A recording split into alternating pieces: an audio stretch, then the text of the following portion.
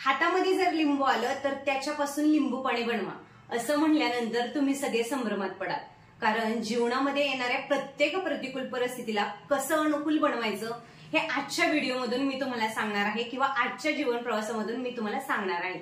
नमस्कार, मी आहे रेश्मा आणि आपल्या सगळ्यांचं स्वागत आहे माझ्या या युट्यूब चॅनलमध्ये। काय झालं, माझं लग्न झालं आणि सुरुवातीलाच मला सांगितलं गेलं की पुरणपोळीचा स्वयंपाक बनव।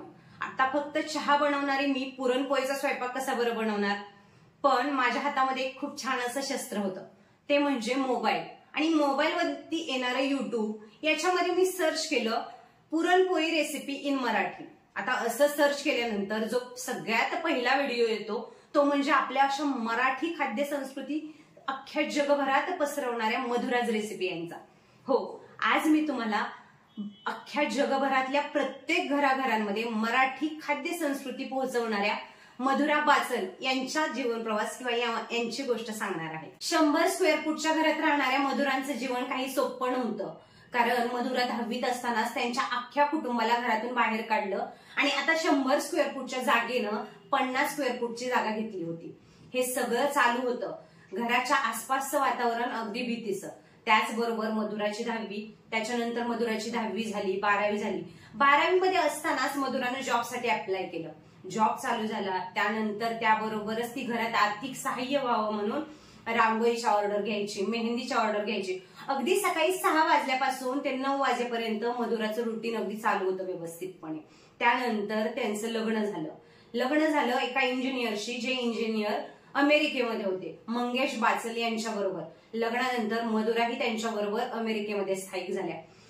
तिथं गेल्यानंतर त्या काही शांत बसल्या नाहीत, त्यांनी तिथं एका बँकेमध्ये जॉब करायला सुरुवात केली। त्याच्यानंतर 2009 मध्ये त्यांना पहिली मुलगी झाली।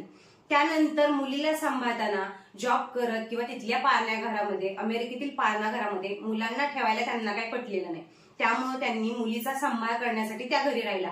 आता मुलीचा सांभाळ करत करत त्यांच्याकडे खूप वेळ दिवसभराचा शिल्लक राहत होता, तर त्यावेळी सुरुवात झाली होती ती युट्यूबची। म्हणजे ज्यावेळी युट्यूबची नुकतीच सुरुवात झाली होती, तर त्यावेळी मधुरांनी सर्च करायला युट्यूबवरती सुरुवात केली की बाबा काही मराठी पदार्थ भेटतात का युट्यूबवरती किंवा सापडतात काही, तर मराठी पदार्थ तिथं खूपच कमी होते किंवा नव्हतेच असे।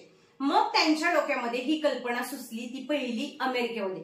पण काय होतं, अमेरिकेमध्ये किंवा बाहेरच्या देशामध्ये युट्यूब हे इंग्रजी भाषेतून चाललं जात होतं, त्यामुळे त्यांनी अगदी तोडक्या मोडक्या भाषेमध्ये इंग्रजीमधूनच रेसिपीचे व्हिडिओ शूट करायला सुरुवात केली। अगदी घरातलाच असणारा डिजिटल कॅमेरा, त्याचबरोबर घरातलेच लॅम्प, नैसर्गिक प्रकाश यांच्या सगळ्यांच्या मदतीने त्या युट्यूबचं शूट करायच्या। एका हातामध्ये कॅमेरा, एका हातामध्ये रेसिपी करायच्या, त्यामुळे त्यांना अगदीच ते अवघड जात होतं।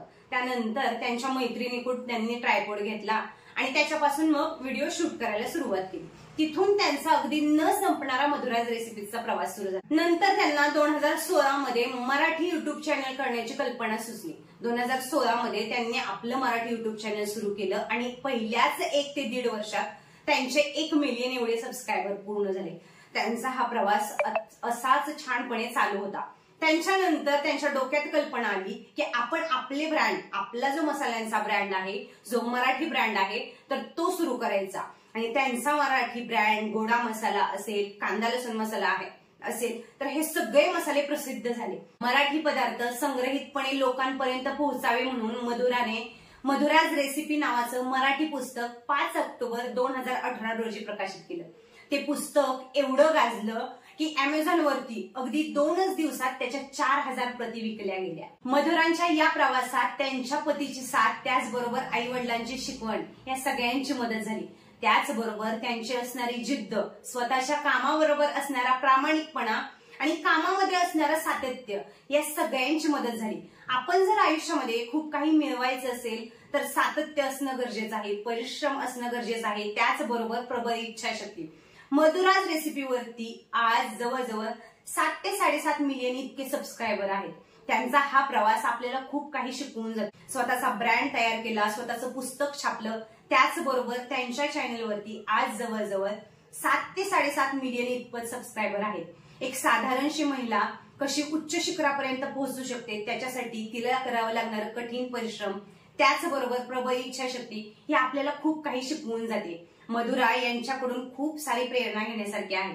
तुम्हाला आजचा हा व्हिडिओ कसा वाटला मला नक्की कमेंट करून सांगा. आपल्या या चॅनलला सबस्क्राईब करा आणि पुढच्या व्हिडिओसाठी माझी वाट पाहत राहा. नमस्कार.